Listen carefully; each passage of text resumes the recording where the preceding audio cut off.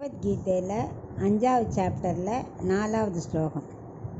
சாங்கியயோகௌ ப்ருதக் பாலாः பிரவதந்தி ந பண்டிதாः ஏகமப்யாஸ்திதः சம்யோக் உபயோர்விந்ததே பலம்.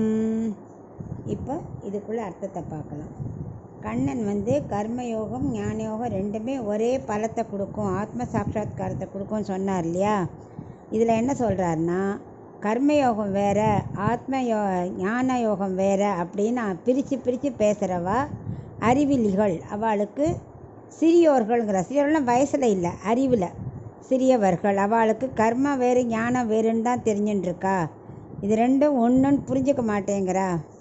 இது ரெண்டில் எதை நம்ம பின்பற்றினாலும் ஆத்ம சாட்சாத்காரத்தை அடையலாங்கிற அறிவு அவளுக்கு இல்லை. ஆனால் பண்டிதர்களுக்கு அந்த ஞானம் உண்டு. ரெண்டுமே சேம் தான். எந்த வழியில் போனாலும் நமக்கு ஆத்ம சாட்சாத்காரம் கிட்டும்னு சான்றோர்களுக்கு தெரியும். இப்போது நம்ம ஒரு காலேஜில் சேர்றோம். ஒவ்வொருத்தரும் ஒவ்வொரு காலேஜில் ஒவ்வொரு குரூப் எடுப்பாள். ஆனால் எது படித்து வந்தாலும் எண்டில் என்ன ஒரு டிகிரி சர்டிஃபிகேட் தராளா இல்லையா? அந்த மாதிரி எந்த வழியை வேணால் பின்பற்றலாம். நமக்கு வேணுங்கிறது என்னது? ஆத்ம சாட்சாத்காரம். அது கிடச்சிரும்.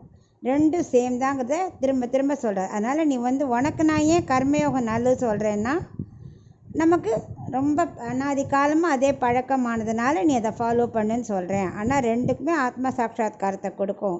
இது ஈஸியாக கொடுக்கும். அதனால் இதை ஃபாலோ பண்ணுன்னு சொல்கிறேன்னு அர்ஜுனனுக்கு இந்த இதில் சொல்கிறேன்.